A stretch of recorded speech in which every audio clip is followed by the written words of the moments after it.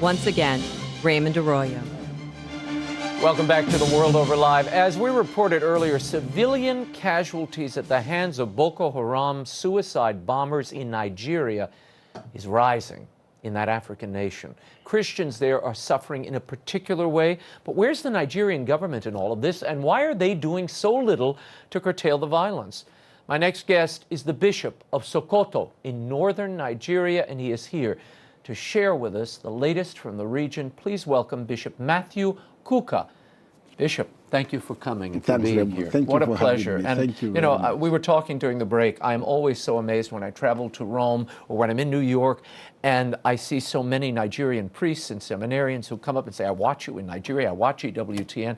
It's amazing, just the reach and how that family of faith extends even to places we may have never visited. EWTN is really big in Nigeria. It's really big. And as I told you, your handsome looks have helped you. Oh, well, if so you're very popular in Thank Nigeria. goodness the people in Nigeria have very bad eyesight. Good. I'm glad to hear it. I want to talk about something serious. Boko Haram, which has been such a scourge.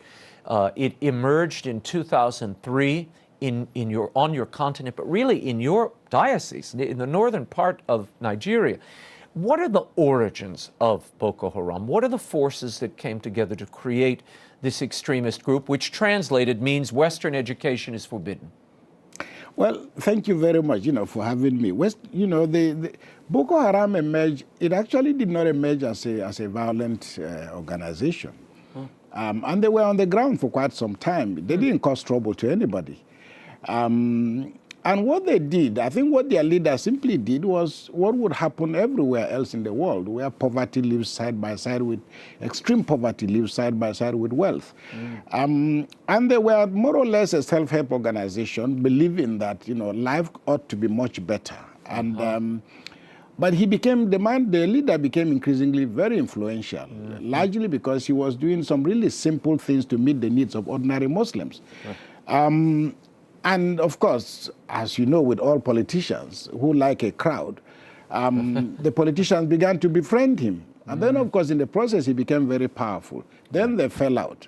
The rest is history. Right. But that's really when Boko Haram took a different turn. And became radicalized and started. They became radicalized, but largely because, one, the way their leader was killed, he was killed in the most brutal manner.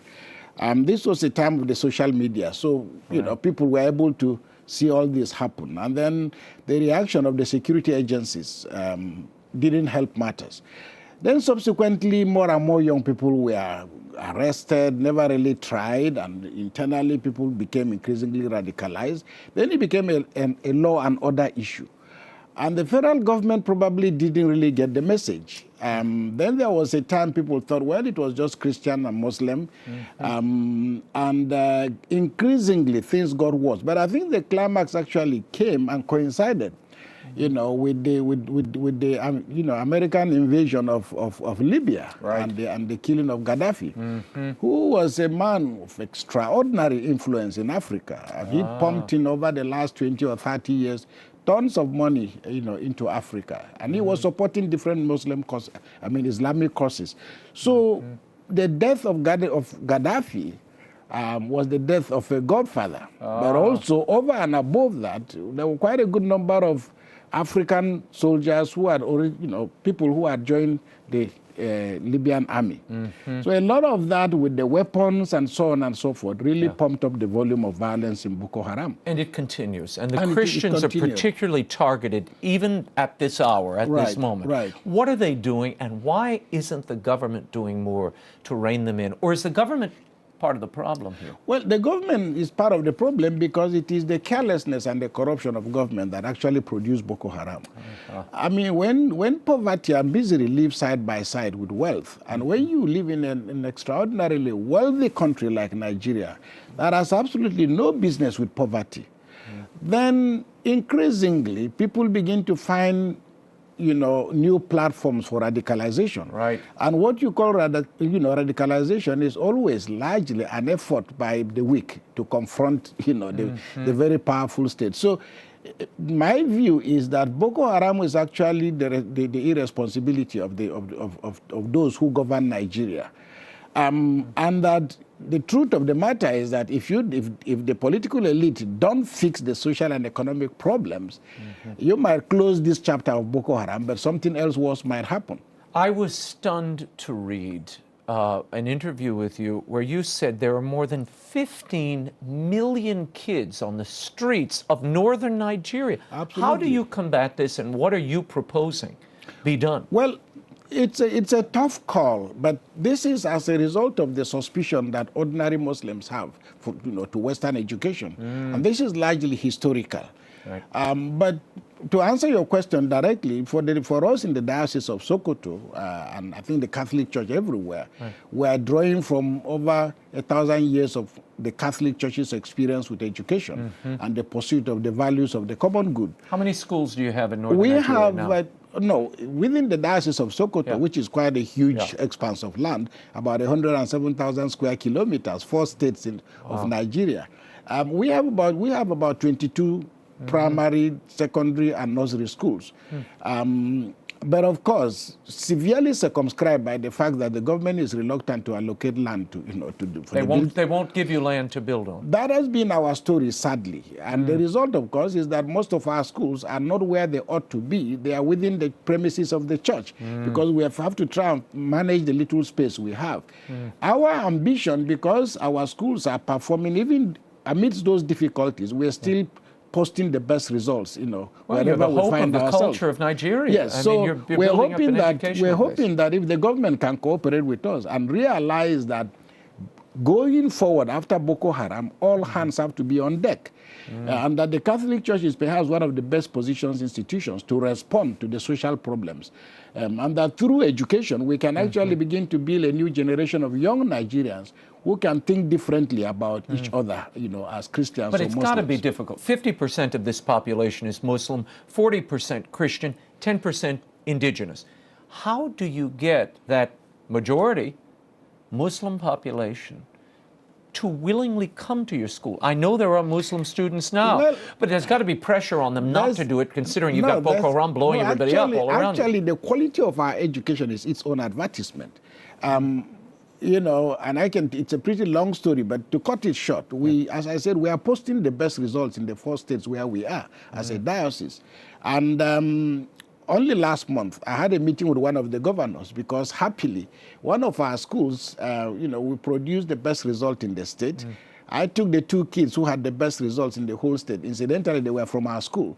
I took them to go and meet the governor. What was even the best news was the fact that they were all Muslims. And we're using this kind of platform because I said to the governor, now see what we've done. We've brought honor and glory to the state. Should we not then be able to find a way of working together? And the governor there and then says, well, in appreciation of what we are going to do, I said to him, give these kids a scholarship. He's agreed to give them a scholarship and agreed that somehow we can begin to partner in terms of getting access to land. And my argument is that you've not seen anything yet. If you give us the space, we will be able to do much more. So I think that going forward, there are huge opportunities in Nigeria, especially because the violence of Boko Haram never really discriminated. So violence, Muslims have suffered in disproportionate numbers in terms of even their institutions, the number of people that they've lost. So this has actually offered us another opportunity to think a bit more creatively about how to manage ourselves as a country. At the end, I'm going to tell people how they can help, because this is such an important effort. I know you are raising money now to try to build schools and acquire land. That's the big challenge. Now, I want to talk about you for one moment before I wrap up. You've said, now people should know, you were a Rhodes Scholar, you studied here in the United States. You said, my job, first of all, I'm an intellectual, and my job is to stir the hornet's nest, generating new ideas and pointing the way forward. How so? This is the way Jesus showed us. You don't end up on a cross by soft talk. And it's not about, it's about asking the government and asking our citizens to answer the difficult questions. We can't postpone the evil day. Nigeria is not where it ought to be now. And we are where we are because we've chosen too many soft options, which has left the country thoroughly disunited and unable to harmonize our resources. So my argument has always been there is enough, as Gandhi said, to meet everybody's need. It may not be possible to meet everybody's greed, but we cannot have a peaceful society where inequalities continue to deepen. Bishop Kukah, thank you so much for coming here. Raymond. Great to meet you and to see you. And we will stay in touch. Let us know how this situation progresses. And we want to make sure that the eyes of the world continue to be on Africa. It's such an important... And what we didn't talk about is how the faith is growing there. Absolutely. Let's quickly, before I let you go, tell me about I've seen the vibrancy of faith up close. Tell me about the faith of the people in the midst of this tragedy. Look, amidst all this, actually, if anything, we've actually been energized. Christianity, Islam preceded Christianity in Nigeria by over 800 years. Christianity has come relatively late, but it's making tremendous progress. And my message to Christians is, look, suffering is in our DNA, and it should only energize and help us to focus further. So, this is one of the best times for Christianity in Nigeria, despite the difficulties. Because, as St. Paul said, our trials bring us hope, and this hope does not disappoint us. Well, thank you for bringing hope to your people and to us. Thank you. Bishop Kukah's efforts, you can aid by going to Aid to the Church in Need. Their website is churchinneed.org.